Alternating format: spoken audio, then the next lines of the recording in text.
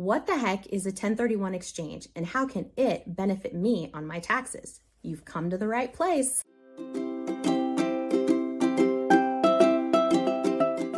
Hey there, welcome to the Gina Sells Idaho YouTube channel. I'm Gina, and today I'm sharing the details on 1031 exchanges. I'm also sharing a bonus example of how this could benefit you. So, what is a 1031 exchange? A 1031 exchange is a tax-deferred exchange of a real property under IRS Section 1031, which is where it gets its name. You are taking the proceeds from the sale of one property and then using those to purchase another like property as a replacement. Any tax penalty that you would have incurred on the sale is then deferred or moved to the next property. Think capital gains here. In order to complete a 1031 exchange, you need to utilize what is called a qualified intermediary. This is typically a specific group within the title company that specializes in 1031 exchanges. There is a fee associated with these, and it varies by purchase and sale price, but they handle all the paperwork for the exchange and any reporting that is necessary to the IRS. Pioneer1031.com is a great resource if you are interested in more information or initiating your own 1031 exchange. This is my go-to group for this process for both my clients and myself. So there are some things you need to be aware of before initiating a 1031 exchange. This cannot apply to your primary residence. Sorry, them's the rules.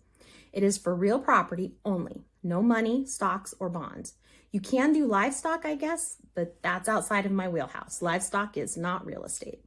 You may not sell to or purchase from a relative, business partner, or a business that you hold interest in.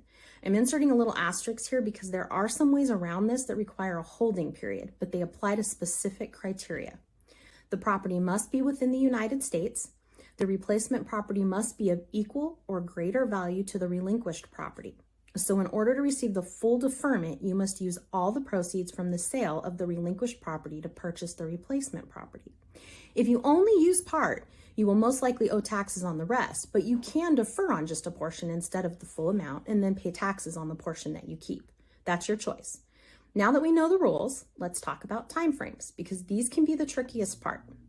Your total exchange timeframe to complete a 1031 exchange is 180 days. The clock starts at midnight on the day that the deed is recorded for the sale of the relinquished property.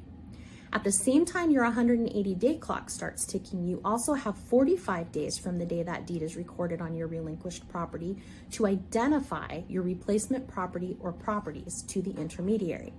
Your replacement property needs to have a recorded deed by midnight on the 180th day to complete your deferment. This is important because if these timelines are not met, you could be on the line for part of or even the full tax amount. Here's the disclaimer. I'm a realtor, not an accountant. You should consult a tax professional to learn your own personal tax situation before initiating a 1031. Depending on where the timeline is during tax season, you may also need to file for a tax extension. I can't do those. I also want to emphasize here that if you are asked to participate in a 1031, it isn't scary. If you aren't initiating the 1031, it is just an extra piece of paper at closing that states that you understand and agree that the subject property is part of a 1031 exchange. That's it. It does not affect you or your taxes in any way. There's no cost for you. If you're still with me at this point, here is a bonus of an actual transaction that started with a first-time investor. In 2007, investor number one purchased one new construction single-family home and turned it over to a property management company as a rental. No 1031 was involved in this initial purchase. In 2014, 7 years later, this investor sold this property under a 1031 exchange to investor number two with a long-term tenant in place. The value of this property had appreciated by over 50%. He then purchased two new construction single-family homes and turned them over to a property management company as rentals. In 2021, investor number one sold these two properties under another 1031 exchange. One went to investor number three with a long-term tenant in place, and the other went to first-time home buyers. Both of these properties had appreciated almost 100%. He then purchased four new construction single-family homes and turned them over to his property management company as rentals. Investor number one now owns almost $2 million in real estate assets that have a positive cash flow every month with little to no effort on his part because a property management company maintains them. The important part here is that he has paid zero capital gains because the 1031 exchange continued to defer the tax debt to the next property. On top of that, investor number 2 now owns about $400,000 in real estate assets in a rental property with 0 vacancy and positive cash flow. Investor number 3 now owns about $600,000 in real estate assets in a rental property with 0 vacancy and positive cash flow. As a quick investment tip, investor number 1 has little to no maintenance costs because he purchased new construction.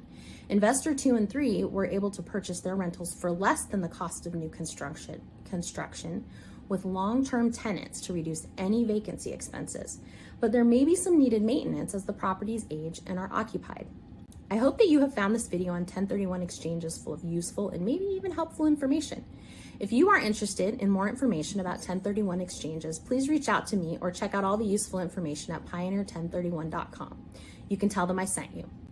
Don't forget to subscribe if you would like more valuable Idaho real estate content. Thanks for watching.